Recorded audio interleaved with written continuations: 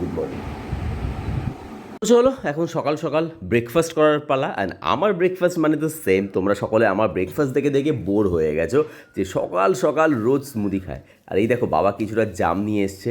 So আমার জাম খেতে ভীষণ ভালো লাগে, সেটা এখন না, ভাত খেয়ে তখন খাবো। আর এখন স্মুদি বানিয়ে দেবো, জাস্ট একটু ফ্রেশ ফ্রুটস, ওটস, আর যদি চাও একটু আধটু কফি অ্যাড করতে পারো, ব্যাস আর কিচ্ছু না। আর এই স্মুদি খাওয়া হ্যাবিটটা কিন্তু খুব ভালো, এটা তোমাদেরকে আমি বলে দিলাম। তাহলে চলো স্মুদি খেয়ে এখন জিমে যাওয়া যাক। সো আজকে জিমে আমি ক্রস ট্রেনার করে নিলাম।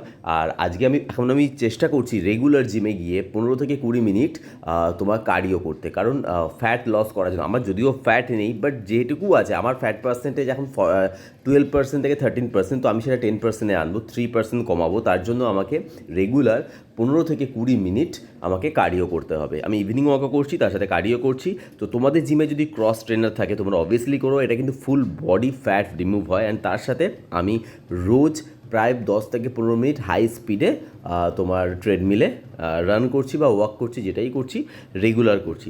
তো এতে আমার বডি ফ্যাট পার্সেন্টেজ কম হবে। সামনে পুজো আসছে বস, একটু কিছু স্পেশাল তো নিজের মধ্যে আনতেই হবে। তো কী স্পেশাল নিজের মধ্যে আনছি সেটা দেখার জন্য তো অবভিয়াসলি তোমরা আছো, আমার ভিডিও তো দেখবে। তাহলে চলো এক্সারসাইজ সেরে বাড়ি যাওয়া যাক। আইসক্রিম সেই নারকেল কতদিন পর নিয়ে এসছি। হ্যাঁ আমার ঘরে জানলা বন্ধ করি না। ভালো করেছে। কেমন কতদিন পর দেখলাম না, পাওয়াই যায় না। ও কি না ছোটবেলায় খেতাম। 10 টাকা করে নিয়েছে, কিন্তু কেন নিয়েছি জানো তো? যে লোকটা বিক্রি করছে বোবা আর কালা, হ্যাঁ এই স্টেশনে বিক্রি করে, বোবা কালা, কথা বলতে পারে না, শুনতেও পায় না, ইশারা করে করে বলতে হয়। ও 10 টাকা নিয়ে 20 টাকা নিল, একটা মানুষকে তো সাহায্য করলাম। এমনিতে টাকা দিলে তো সে নেবে না, করে খায়, তবু 10 টাকা সাহায্য হলো। চলো আইসক্রিম টাইসক্রিম খেয়ে এখন আমার দুপুরের খাবার করতে হবে। আজকে না সিরিয়াসলি না চিকেন না পনির না কিছুই বানানো হয়নি। তো ভাবলাম দুপুরের লাঞ্চে তো প্রোটিন দরকার, তো কী করা যাক। মিষ্টি আটার রুটি ছিল, তোমরা সকলে জানো এটা কিন্তু হাই প্রোটিন একটা আটা, যেটা তোমরা অনলাইন থেকে পারচেস করতে পারো।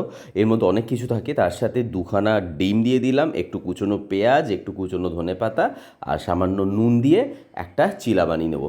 জাস্ট একটু অলিভ অয়েল ব্রাশ করে নিয়েছি প্যানের মধ্যে দিয়ে, এরকমভাবে পাতলা পাতলা করে চিলা।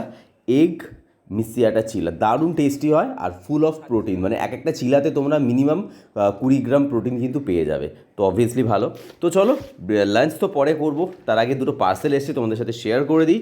সেটা হচ্ছে HRXের একটা টি শার্ট এসছে, যেটা আমি ওয়ার্কআউটের জন্য নিয়েছি, জিমের জন্য। জিমের আমার প্রচুর টি শার্ট চেঞ্জ করতে হয়, কারণ প্রচুর ঘাম হয়, তো একটা টি শার্ট